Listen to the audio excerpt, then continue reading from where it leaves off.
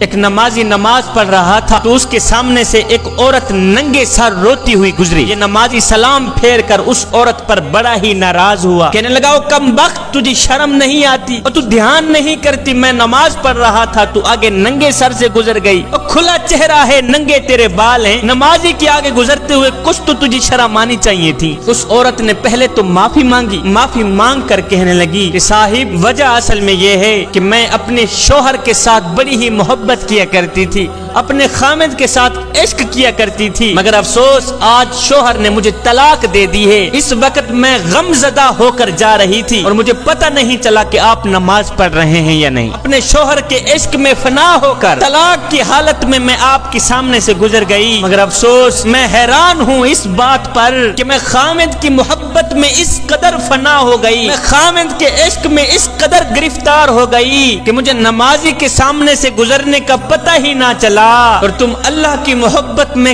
کیسے گرفتار ہو کہ کھڑے نماز میں ہو دیکھ مجھے رہے ہو، کھڑے نماز میں ہو دیکھ میرا چہرہ رہے ہو، میرے ننگے سر کے بال دیکھ رہے ہو، کھڑے اللہ کی بارگاہ کے سامنے ہو دیکھتے میرے ننگے سر کے بالوں کو ہو۔ اور نادان تو اللہ سے اتنی محبت بھی نہ کر سکا جتنی میں اپنی شوہر سے کرتی ہوں۔ پھر وہ عورت اپنا سر پیٹنے لگی، کہنے لگی ہائے جتنا عشق میں نے دنیا میں رہنے والے ایک انسان سے کیا ہے، کاش کہ اتنا عشق میں اپنے کریم رب سے کر لیتی، دنیا میں بھی سکون میں رہتی، آخرت میں بھی سکون میں رہتی۔ حضرت حسن بصری فرماتے ہیں اس عورت کی بات مجھے آج تک یاد ہے کہ وہ نادان کھڑے اللہ کی بارگاہ کے سامنے ہو دیکھتے میرے ننگے سر کے بالوں کو ہو۔ کہتے ہیں ہماری نمازوں کا بھی یہی حال ہے کہ اگر کوئی نیچے کی منزل پر نماز پڑھ رہا ہے اور اگر اوپر کی منزل پر ہمارا کوئی نام لے لے تو ہمیں نماز کی حالت میں بھی پتہ چل جاتا ہے کہ ہمارا نام کس نے لیا ہے، ہمارے بارے میں کس قدر باتیں ہو رہی ہیں۔ نماز میں بھی خالص بن جاؤ، محبت میں بھی خالص بن جاؤ، رب کے عشق میں بھی خالص بن جاؤ اور معرفت الہی میں بھی خالص بن جاؤ۔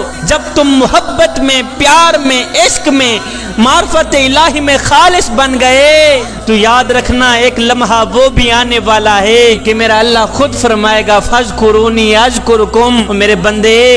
اب تم میرا ذکر زمین پہ بیٹھ کے کر، میں تیرا ذکر عرش بری پہ بیٹھ کے کرتا۔